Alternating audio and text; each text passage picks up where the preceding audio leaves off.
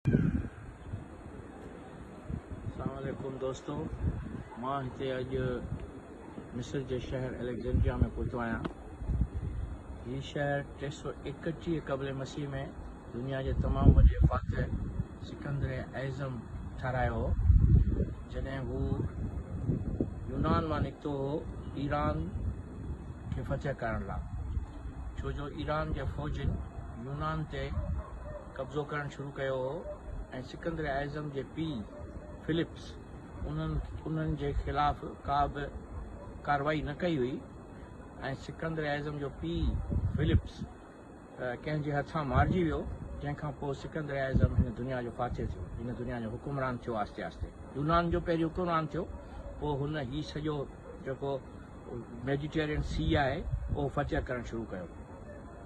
हिन शहर जी वॾे में वॾी अहमियत इहा आहे त हिन शहर खे हुन वजूद में आंदो ऐं उनजो मेन सबबु इहो हो त हिन शहर में नील ऐं फ़िरात नदी ॿई अची मेडिटेरियन सी खे मिलनि थियूं ऐं इतां खां हिन हीउ हार्बर ठारायो जेको ग्रीक आइलैंड्स खे, एथीन्स खे ऐं रोम खे वञी मिले थो ऐं हितां खां वरी अफ्रीका ऐं एशिया खे मिलाए थो।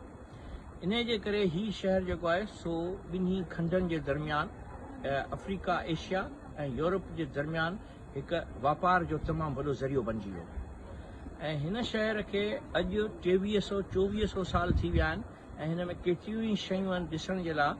असां अॼु उन में सिटेडिल जो ही पैलेस, जंहिंखे किलो बि चई सघिजे थो, ॿाहिरां हिन जो किलो आहे, अंदरि बादशाह जो पैलेस आहे ऐं उन में असां अॼु आया आहियूं।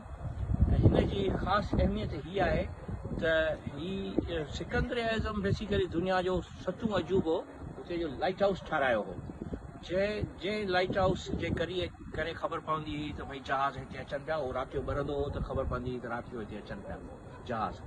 त उन लाइट हाउस जा जेके खंडरात हुआ, उन्हनि खंडरात मां जमाल अब्दुल नासिर ही किलो ऐं ही महल ठारायो 882 जेको आहे सो ईस्वी में। ऐं चइनी तरफ़नि खां किलो आहे त जेकॾहिं हिन हार्बर खां जेकॾहिं कोई बि फ़ौजी जेको आहे सो जहाज़नि जे ज़रिए अचे त उन ते हमिलो करे सघे।